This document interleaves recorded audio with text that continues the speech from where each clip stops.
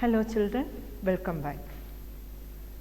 In this class, we are going to discuss the properties of whole numbers. There are four main properties: closure property, second one commutative property, third one associative property, and fourth one distributive property. Today we will look into the closure property. Now we have four basic operations. Which are the four basic operations? Addition, subtraction, multiplication and division. So we have to verify the closure property under these four operations. Now first we have to consider addition. Take two whole numbers, 2 and 5. Now the operation selected is addition, so we have to add it. 2 plus 5. What is 2 plus 5? 7. Is 7 a whole number? Yes, 7 is a whole number.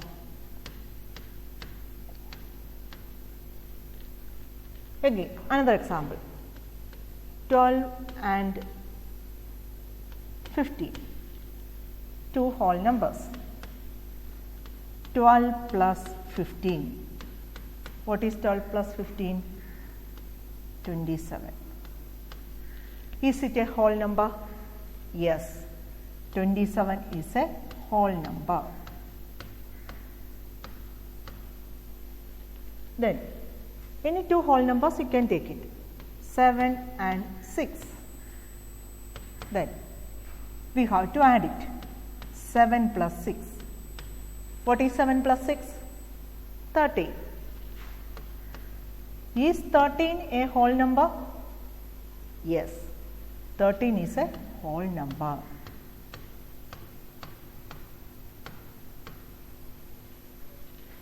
So when you take two whole numbers, a whole number plus another whole number, the sum is equal to again a whole number. So we can say that whole numbers are closed under addition. Whole numbers are closed under addition.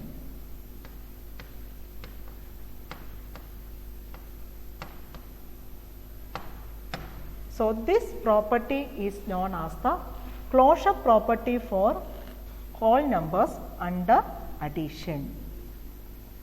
The sum of any two whole numbers is again a whole number.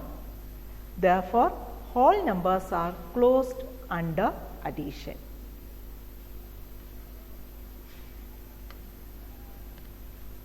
Next we will consider the next operation. Which is the next operation? Subtraction. Here also we have to consider whole numbers. Two whole numbers you have to consider. Say two whole numbers, 7 and 5. Then here the operation selected is subtraction. So we have to find 7 minus 5. What is 7 minus 5? 2. Is 2 a whole number? Yes, 2 is a whole number. Then 12 and 6. What is 12 minus 6? 6. Is 6 a whole number? Yes, 6 is a whole number. Then take 3 and 5. What is 3 minus 5? Is it a whole number? 3 minus 5, the answer is negative 2. You are going to learn about the negative integers. Then 3 minus 5 is negative 2. It is not a whole number. Not a whole number. Then 5 and 12. 5 minus 12. Here also you will get a negative integer as the answer. So we can say that it is not a whole number. So when you find the difference between the whole numbers, sometimes you will get the difference as whole number and sometimes you won't get the whole number as the difference. So we can say that whole numbers are not closed. Whole numbers are not closed under subtraction.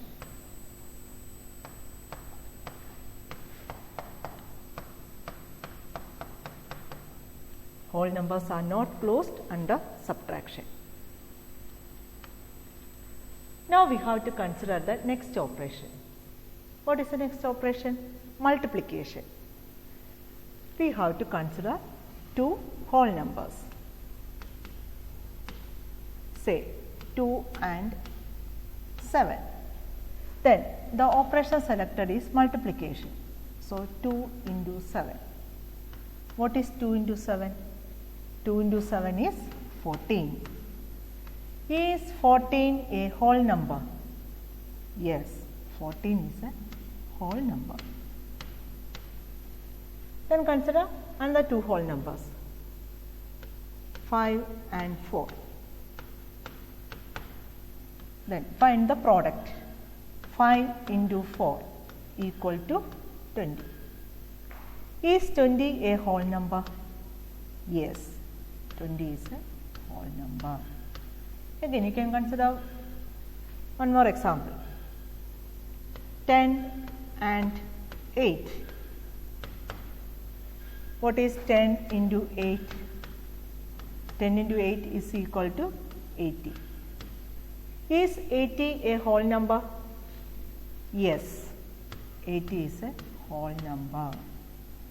So when you find the product of two whole numbers, that is a whole number into another whole number, the product is again a whole number.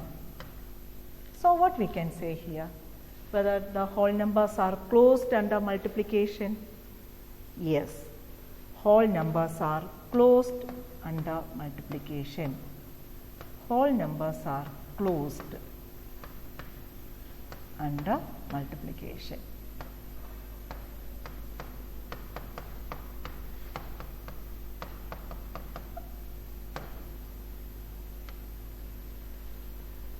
Now, next operation is division.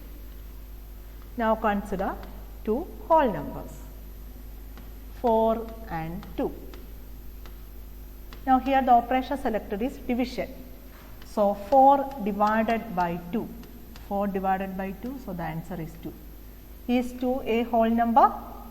Yes, 2 is a whole number. Then consider another whole number, 16 and 4. What is 16 divided by 4? 16 divided by 4 is equal to 4. Then is 4 a whole number? Yes, 4 is a whole number. Then consider another two whole numbers, 5 and 6.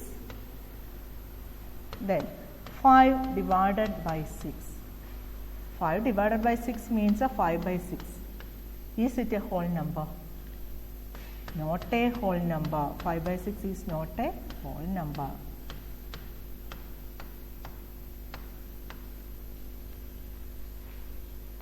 Then 3 and 8. 3 divided by 8. What is 3 divided by 8? 3 by 8. Is it a whole number? Not a whole number. So what is the meaning of this one? What did you understand from the above examples? When we divide one whole number by another whole number, in some cases you will get the answer as whole number. In some other cases, you won't get the whole number as the quotient. So, the whole numbers are closed under division. Whether the whole numbers are closed under division? No. Whole numbers are not closed under division. Whole numbers are not closed under division.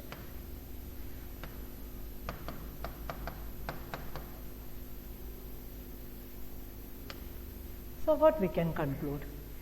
Whole numbers are closed under addition and multiplication. Under addition and under multiplication, the whole numbers are closed. The meaning is that sum of two whole numbers is again a whole number and the product of two whole numbers is again a whole number. Then, whole numbers are not closed under subtraction and division. That means, when we find the difference between two whole numbers, sometimes you will get the answer as a whole number, sometimes it is not a whole number. In the case of division also, sometimes the quotient is a whole number, sometimes the quotient is not a whole number. So, that is all for today's class. Thank you.